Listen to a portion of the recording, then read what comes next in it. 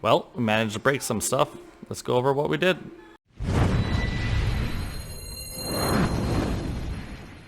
What's going on, guys? Welcome back to episode 3 of the CEN F450 top speed build-off, where me and Crawlers and Customs are building these F450s to see if we can get to 100 plus miles an hour.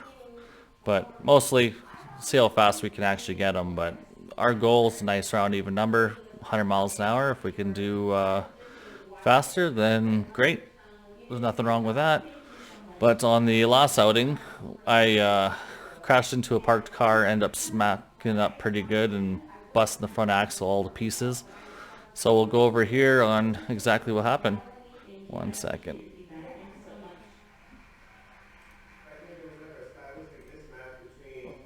Alright, so here it is in all of our glory.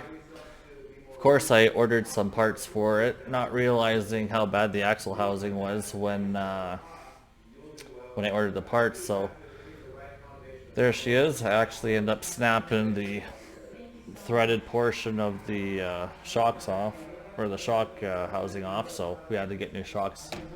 So, lo and behold, we got a new shock pack, comes with 2.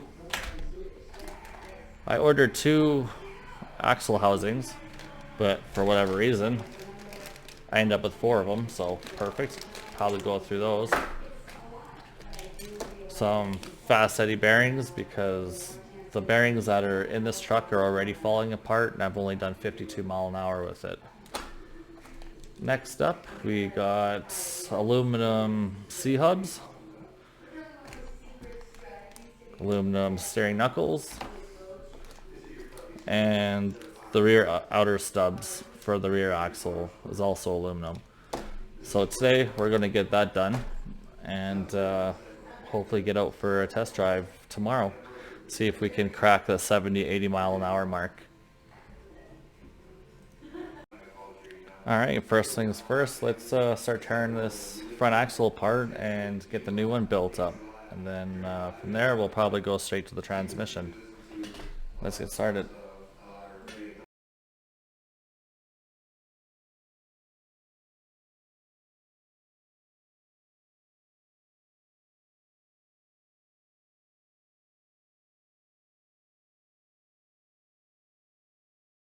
Alright, so we got the C-hubs and knuckles all built up, and as you can see, I'm missing one of the front axles.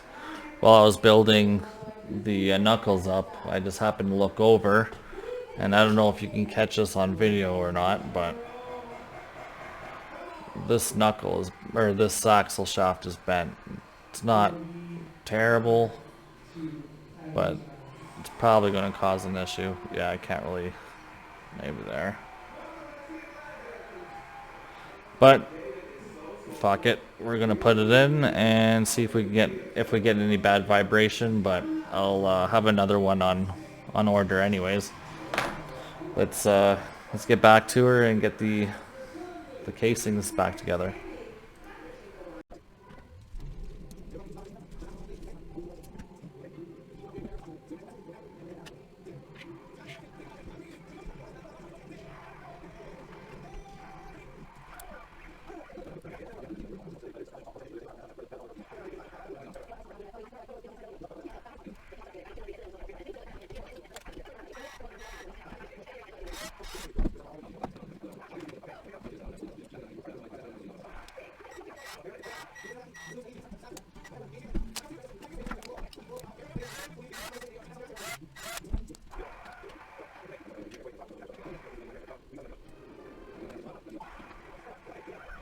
Alright, now that all the bearings are now installed on the truck, next thing to move on to is the new saddle holsters for the batteries.